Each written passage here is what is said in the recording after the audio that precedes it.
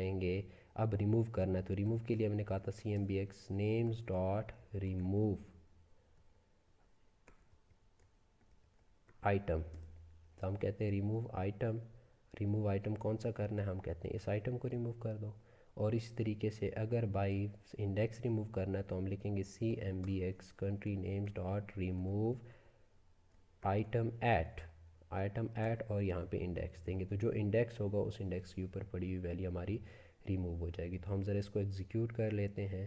तो एग्जीक्यूट करने के लिए हम राइट क्लिक करने के बाद हम इसको ज़रा आउटपुट देख लेते हैं। तो हम कहते हैं दैट इज़ पाकिस्तान, ऐड किया, पाकिस्तान ऐड होगा। हम कहते हैं जी बांग्लादेश, तो बांग्लादेश भी ऐड हो गया। हम कहते हैं ऐड, तो हम कहते हैं जी England,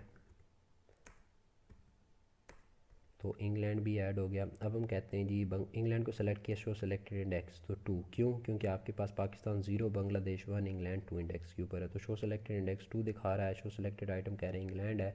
remove by index, index का मतलब है तीसरी इंडेक्स के ऊपर पड़ी हुई वैल्यू को रिमूव कर दो, तो इसने कर दिया रिमूव। तो रिमूव करने से आपके पास ये नहीं है, बट इसमें एक प्रॉब्लम है, ऐड के बटन पर क्लिक करें तो ये क्या करता जा रहा है, खाली वैल्यूज़ ऐड करता जा रहा है। तो हमने यहाँ पर खाली वैल्यूज़ को रोकना है, तो उसके लिए करेंगे क्या कि यानी ये कोड आपके पास जो है वो आना चाहिए जब ऐड के बटन के ऊपर क्लिक हो, क्योंकि ऐड के बटन से डेटा ऐड हो रहा है। तो हम यहाँ पे इफ़ लगा लेते हैं, हम कहते हैं इफ़ नेम डॉट ट्रिम।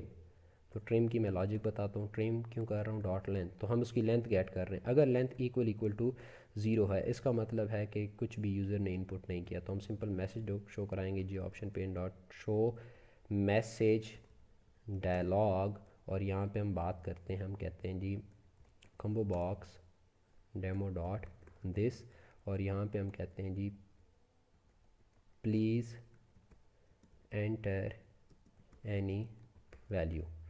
और चूंकि इसके बाद का कोड एग्जीक्यूट नहीं होना चाहिए तो हम यहाँ पे रिटर्न की स्टेटमेंट लिख सकते हैं।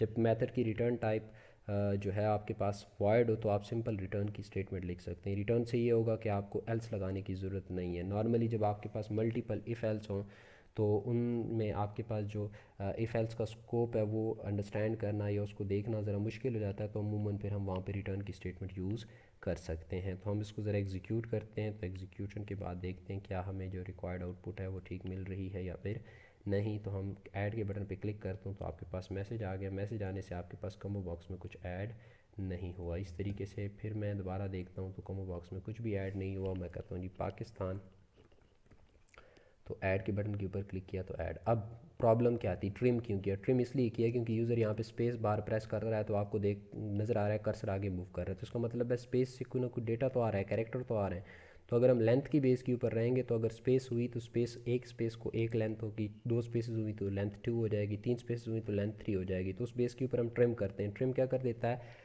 एंड और स्टार्ट से स्पेसेस ख़त्म कर देता है। चूँकि इसमें कोई डेटा नहीं है तो आपके पास स्पेस ख़त्म होने से क्या नज़र आएगा, कुछ भी नहीं। तो कुछ ना नज़र आने का मतलब क्या है कि आपके पास जो है वो आपको मैसेज शो कराए कि भाई कोई ना कोई कैरेक्टर टाइप करो, स्पेस बार बार प्रेस करने की ज़रूरत नहीं है। आज के इस वीडियो लेक्चर में हमने कम्बो बॉक्स की बात की, कम्बो बॉक्स को हमने क्रिएट करने की बात की, कम्बो बॉक्स को हमने फ्रेम में ऐड करने की बात की, कम्बो बॉक्स के ऊपर कुछ ऑपरेशंस हमने परफॉर्म किए जैसे आइटम ऐड करना, आइटम रिमूव करना, बट आइटम को रिमूव करने बाय वैल्यू और बाय इंडेक्स दोनों तरीक़ाकार से हमने डिस्कस किया कि बाय इंडेक्स कैसे रिमूव कर सकते हैं और बाय वैल्यू किस तरीके से रिमूव कर सकते हैं। कम्बो बॉक्स में से सेलेक्टेड वैल्यू गेट करना और आपके पास जो सेलेक्टेड इंडेक्स होगा, जिस आइटम का जो आइटम सेलेक्टेड है उसका इंडेक्स क्या है ये हमने देखा। फिर हमने एनोनिमस इनर क्लास को डिस्कस किया, डिफरेंसेस की बात की, एनोनिमस इनर क्लास और एक नॉर्मल या जो जनरल हम यूज़ करते हैं क्लास को, और लास्ट पे फिर हम लोगों ने एक ग्राफिकल यूज़र इंटरफेस बनाई जिसमें हमने तमाम के तमाम कॉन्सेप्ट्स को इम्प्लीमेंट करके विजुलाइज़ किया और उसकी इम्प्लीमेंटेशन की हमने।